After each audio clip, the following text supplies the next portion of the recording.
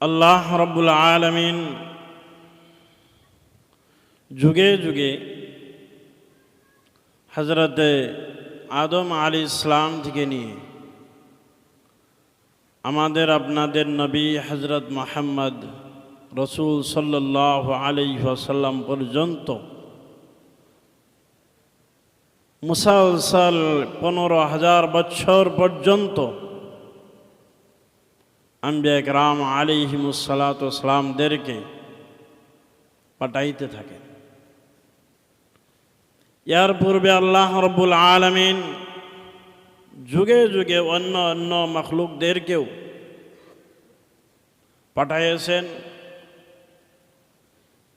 একটি মখলুক ছিল জিন, যেরকম আমরা মানবজাত, জিন এখনও আছে, কিন্তু তাদের রাজত্ব ছিল। তার আগে হিন কিংবা দবিন নামক মখলুক এই দুনিয়ার ভিতরে ছিল। 50,000 কোটি বছর কিংবা তো আগা পিছা হইতে পারে, এত বছর ধরে এই দুনিয়া আল্লাহ রাব্বুল আলামিন চালাইতেছে।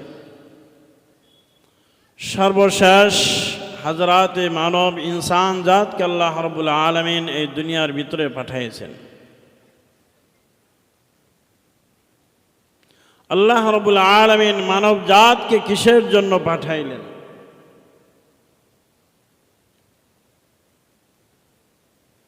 আল্লাহ রাব্বুল আলামিন সূরা বাকারার ভিতরে বলেন, ওয়া ইয ক্বালা রাব্বুকা লিল মালাইকাতি ইন্নী জাঈলুন ফিল আরদি খলিফা।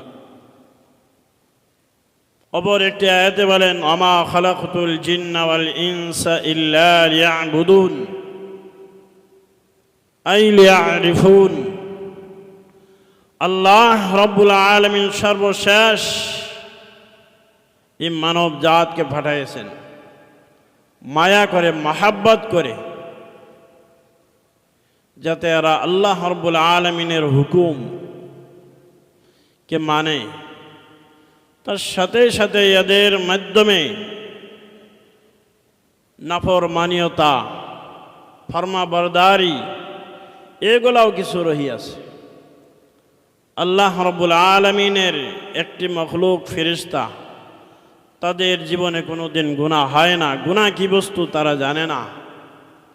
মানব জাত গুনাহও করে, পুনরায় নেকির কাজও করে। আল্লাহ রাব্বুল আলামিনের পছন্দ যে বান্দা গুনাহ করবে, তার সাথে সাথে আল্লাহ রাব্বুল আলামিনের কাছে মাথা নত করিয়া